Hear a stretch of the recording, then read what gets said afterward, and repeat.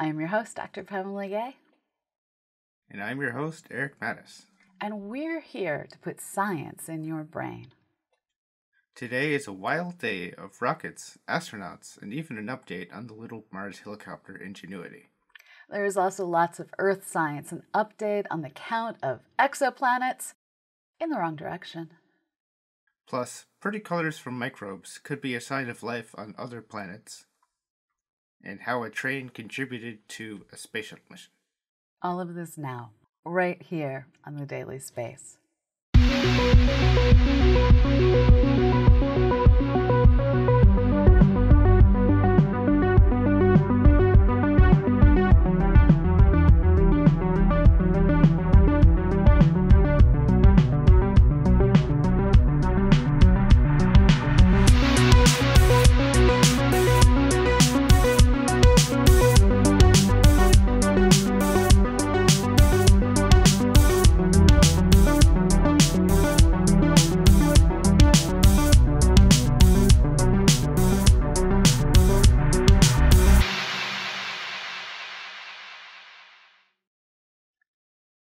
Today we get to start our show with a bit of happy good news.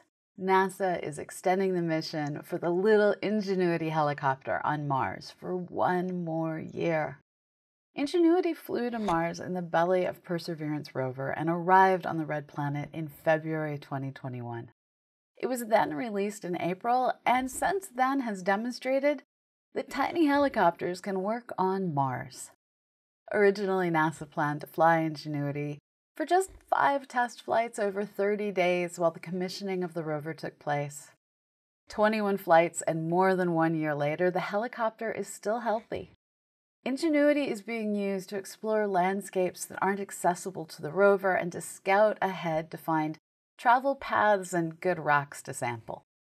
In a release from NASA, Associate Administrator Thomas Zurbuchen states, "Less than a year ago, we didn't even know if powered controlled flight of an aircraft at Mars was possible.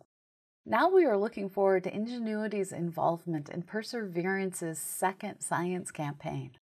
Such a transformation of mindset in such a short period is simply amazing, and one of the most historic in the annals of air and space exploration."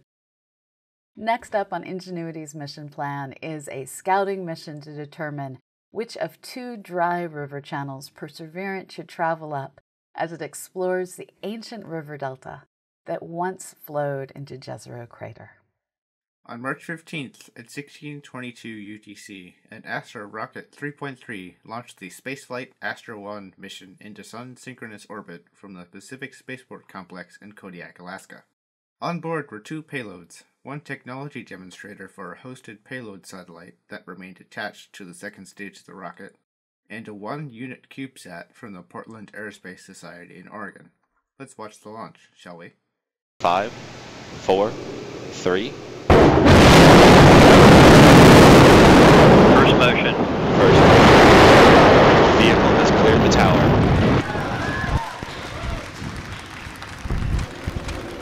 LV0009, it's on its way to space. This mission, called LV0009 by Astra, represented their first customer payload successfully deployed into orbit. Their first successful orbital launch last year carried a mass simulator, and their first customer orbital launch last month failed because of a fairing separation error. This mission was launched from Kodiak because of the orbit required. Rocket 3.3 can launch from many launch pads around the world because it and its launch pad are designed to fit inside standard intermodal containers. So far, they have launched mainly from Kodiak, Alaska because of its remote location and access to high inclination orbits such as required by this mission. They started launching from Florida last month because of that mission's mid-inclination orbit and will continue to launch from Florida for NASA's Tropics mission soon in their manifest. Also on March 15th, NASA astronauts Raja Chowdhury and Kayla Barron conducted a nearly 7-hour spacewalk on the International Space Station to build and install an adapter bracket for the station's new iROSA solar panels to be added on top of the station's current solar panels. and the adapter bracket allows them to use the same motors and power management system as the current channels, the oldest of which are pushing over a decade in space. Kayla was designated EV-1 and wore the spacesuit with red stripes, and Raja was EV-2 wearing the plain spacesuit.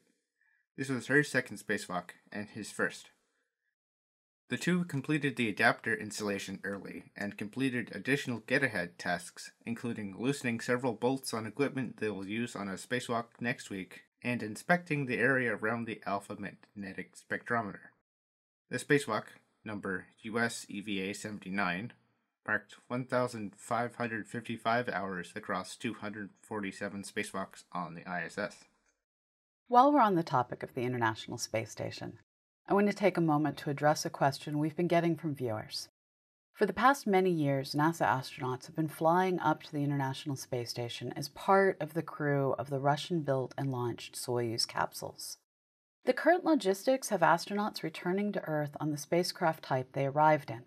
Since the Dragon Crew capsule and Soyuz capsules require astronauts to wear very different kinds of spacesuits, this just makes things easier. Mark Vande Melto arrived on the International Space Station as part of Expedition 64 in April 2021 and has been part of Expedition 64, 65, and 66 crews. He and colleague Pyotr Dobrov have had their flight extended, and Vande Melto surpassed Scott Kelly on March 15, 2022, as the U.S. astronaut who has flown the most consecutive days in space. Vande Melto and Dobrov are slated to return to Earth along with Anton Skaplerov on Soyuz on March 30th, 2022. Recent tweets coming from Russian officials have led to concerns that Vande Melto wouldn't be allowed to fly on Soyuz, but in multiple statements, NASA has worked to assure people that yes, Vande Melto will return on Soyuz. Soyuz lands in the steppes of Kazakhstan, which has been an independent republic since 1991. Should something go wrong, he can be brought back on a Dragon capsule if he's just brought a spacesuit. Bottom line to all of you asking, Vande Melto is coming back. It's going to be fine. And as always, there is at least a plan B, and we feel there are likely additional plans we just don't know about. Space is hard. You know what, though? Understanding Earth is hard, too. But we have some new news on our planet. And some other worlds as well. Stay tuned. One of the problems with understanding our planet is we don't always like what we learn. For instance, the Arctic permafrost contains 1,700 billion metric tons of frozen and thawing carbon. And what remains frozen today is likely to start melting in the not-too-distant tomorrow. Permafrost is defined as any soil that has been frozen for 2 or more years, with emphasis on the or more. In some cases, melting permafrost has revealed amazingly well-preserved mammoths, cave lions, and other now extinct animals, plus frozen seeds, microbes, and more. These frozen samples of the past offer scientists the thrilling possibility of one day resurrecting these species with genetic engineering, and some researchers have already started growing seeds from these samples. Unfortunately, alongside this cool sci-fi future is the possibility of both death and destruction coming from the ice. A new paper appearing in the journal Nature and led by Kimberly Miner looks at the emissions of melting permafrost and makes some key points we need to know. First off, this permafrost contains viruses, microbes, and other things, including people who were buried with smallpox and the plague. This is worrying, but it is considered not the worst thing we need to worry about. The permafrost also contains trapped gases, including greenhouse gases and chemicals like the banned pesticide DDT.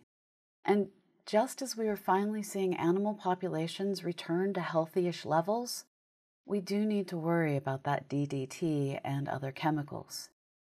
And yet, this is still not the worst we have to worry about.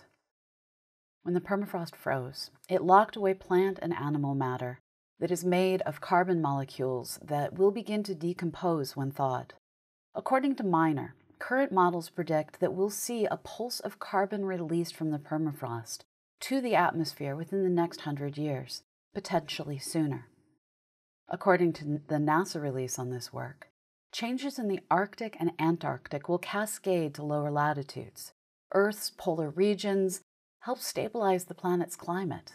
They help drive the transfer of heat from the equator toward higher latitudes, resulting in atmospheric circulation that powers the jet stream and other currents. A warmer, permafrost-free Arctic could have untold consequences for Earth's weather and climate. And this is what we have to worry about. Ice is nice, folks. We want more ice. Ice is good for a lot of reasons beyond just the permafrost here on Earth. Ice actually hosts a lot more life than one would expect, especially in microbial form. And now researchers have published a color catalog of those microbes and how they would appear from space, and it's published in the journal Astrobiology, all to help with the search for life beyond Earth. Lead author Eligio Colho, soon to be a postdoc at Cornell University, collected samples of 80 different microorganisms in the frozen region of the Hudson Bay in Quebec. The samples came from ice cores as well as holes drilled in the ice to sample the water, and Colho grew them in a lab for further analysis. She took measurements of the microbes to understand how they could collectively look through a telescope. Colho explains, on Earth, vibrant biological colors in the Arctic represent signatures of life in small frozen niches. The colors from organisms could dominate the whole surface of an icy world. Frozen exoplanets are not lost causes. With upcoming telescopes, you could find the telltale signs of microbes, if you know what to look for. That's why we're creating this catalog. It's very likely that the first life found beyond Earth will be microbial, as microbes tend to exist in the wildest conditions and are more likely to be adapted to harsher environments such as space radiation. This new catalog is an excellent first step to being able to identify potential life in the future. That doesn't mean we will get the discovery right on the first try, or even the second. Science is hard, folks. Speaking of getting it wrong, a new study published in the Astronomical Journal reports that 3 and maybe even 4 objects originally classified as exoplanets in Kepler data are actually small stars. The research team behind this paper used updated measurement techniques and discovered that Kepler 854b, Kepler 840b, and Kepler 699b are about 2 to 4 times the size of Jupiter. This makes them too big to be planets, at least so far as we've been able to confirm when it comes to exoplanets. First, author and graduate student Parwell Nirala explains, most exoplanets are Jupiter-sized or much smaller. Twice the size of Jupiter is already suspicious. Larger than that cannot be a planet, which is what we found. That's where that possible 4th star-not planet comes in. Kepler 747b is only about 1.8 times the size of Jupiter, which sets it right on the cusp of being too big to be an exoplanet. However, a more detailed look at the object finds that it is relatively distant from its star, so it doesn't get enough light to be that big a planet. But there are some other confirmed exoplanets that size, so it's not completely outside the realm of possibility. Oddly enough, the work that led to this result wasn't even about confirming exoplanets. The goal was to find signs of tidal distortion in extrasolar systems. Nirala goes on to explain, if you have 2 objects close to each other, the gravitational pull of one will cause the other to be egg-shaped or ellipsoidal, which gives you an idea of how massive the companion is. So you could determine whether it's a star-star or star-planet system just based on that tidal pull. So what led to the new measurements? One of my favorite missions is the European Space Agency's Gaia Observatory, which precisely measures and maps a whole lot of data about stars in our galaxy. With all of these improved measurements and a second look at various light curves from Kepler, the objects causing a dip in certain stars' light curves turned out to be larger than previously calculated. And some of them, we now know, are too big to be planets. But this doesn't mean that Kepler's measurements were completely wrong everywhere and all the time. Co-author Avi Shapora notes, "This is a tiny correction. It comes from the better understanding of stars, which is only improved all the time. So the chances of a star's radius being so incorrect are much smaller. These misclassifications are not going to happen many times." Mostly, it means that we'll have to wait a tiny bit longer to break that 5,000 confirmed exoplanet mark, but we'll get there. Coming up next, our weekly rocket history segment looks back at STS-3, the space shuttle mission that first used the Canadarm. Stay tuned. Started in 1972, the development and construction of the first of NASA's Space Transportation System vehicles, more commonly known as space shuttles, was completed in 1979. The next step was a multi-mission test flight program, which controversially would have a human crew on the first flight of the vehicle. Today we're going to look at STS-3, which used OV-102 Columbia, flown by spaceflight veteran Jack Lousma and rookie Gordon Fullerton. Lousma had previously flown on Skylab 3. Fullerton was in the Air Force's cancelled Manned Orbiting Laboratory program before being assigned to NASA. The goals of STS-3 were to use Canadarm, the newly developed remote manipulator system, operationally for the first time, continue evaluation of the shuttle system, and operate payloads in the shuttle's payload bay and crew compartment. The original goal of STS-3 was to deploy a booster which would dock to and raise the orbit of Skylab, except the shuttle's development was delayed and Skylab re-entered in 1979. STS-3 launched on March 22, 1982, from Launch Complex 39A at the Kennedy Space Center in Florida. After an 8-minute ride, Lousma and Fullerton were in orbit just under 300 kilometers above Earth. Space is either very cold or very hot, depending on where you are, and the only way to get rid of heat is by radiating it away, so heating and cooling systems are very important for spacecraft. The vehicle experiment on STS-3 included pointing the shuttle at various angles to the sun to get data on its thermal properties. As a result of the testing, the payload bay doors were warped and did not initially close. This would have been a disaster. Fortunately, rolling the shuttle through different positions restored the doors to their normal shape and they were successfully closed. The remote manipulator system, Canadarm, had been used on STS-2, but without any payloads.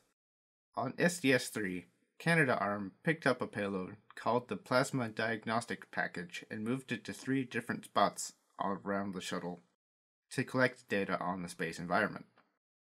The experiment proved that the shuttle itself didn't interfere much with the space environment, so it would be good for experiments. 14 other experiments were conducted during STS-3. 7 days into the mission, it was time to come home. Just before launch, the primary landing site, Rogers Dry Lake on Edwards Air Force Base, became not dry. So NASA hired 2 trains to ship 40 train cars of stuff to the backup landing site at White Sands Missile Range in New Mexico. The crew prepared the shuttle to return, but a windstorm over the landing zone forced them to stay in space for an extra day. Forced is a strong word because, according to Jack Lousma in a 2010 oral history interview, on the last day of the mission, he, quote, finally had a chance to look out of the window and enjoy being in space. He called it, quote, our world's favorite vacation spot. Despite the lack of a windstorm, there were still high winds in the area. The shuttle was a glider on re-entry, with a glide ratio worse than a brick, so it had to manage its speed and altitude very carefully. It could not go around for a second landing attempt. Instead of taking the previously planned approach, the shuttle had to do an alternate approach because of high winds at 25,000 feet. On this mission, Columbia had few of the modern systems installed for later missions, so it was a lot more manual, using the pilot's skills and experience to get it down safely. From Mach 25 to Mach 0.95, that is, most of re-entry, the shuttle flew itself. Loosma took over to get the shuttle on its final landing glidescope, then re-engaged the autopilot to complete a test objective. Right before the pre-flare maneuver, the autopilot closed the speed brakes early, leading to a higher speed than expected at pre-flare, though still within limits for landing. On touchdown, the nose immediately dropped, and Loosma, surprised, turned off the autopilot, overcorrecting to raise the nose back up. Columbia bounced briefly on touchdown before all three wheels returned to the ground. As a result of the problems on STS-3, the landing autopilot was removed, and all subsequent shuttle landings were done manually. Also, despite being an experimental rocket-powered government spaceplane, the shuttle still needed some FAA certification, and the FAA vetoed the landing autopilot because there was no backup should it fail really late in the approach. Requiring a pilot to recover from the automatic failure and still make a good landing because they only have one chance to land is, quote, not professionally accepted airmanship. The root cause of the issue was the astronauts never training on the landing autopilot in the simulator because it wasn't added. No other shuttle missions would land at White Sands. Gypsum dust from the landing got stuck very far into the spacecraft, to the point where it floated out in space on future missions and was spotted in the spacecraft for the rest of its career. And now for some statistics. Number of toilets in space is still 8, 4 on the ISS, 1 on the Soyuz, 1 on the Crew Dragon, 1 on Shenzhou 13, and 1 on Tianhe. We keep track of orbital launches by launch site, also called spaceport. Here's that breakdown. USA 16, China 5, Kazakhstan 2, India 1, Iran 1, New Zealand 1, Russia 1. From those 27 launches, a total of 531 spacecraft were put into orbit. Your random space fact for this week is that 2 RS-25 engines on the upcoming Artemis 1 space launch system flew together on 3 missions, STS-127, 131, and 135. This has been The Daily Space. You can find more information on all our stories, including images, at dailyspace.org. As always, we're here thanks to the donations of people like you. If you like our content, please consider joining our Patreon at patreon.com/CosmoQuestX.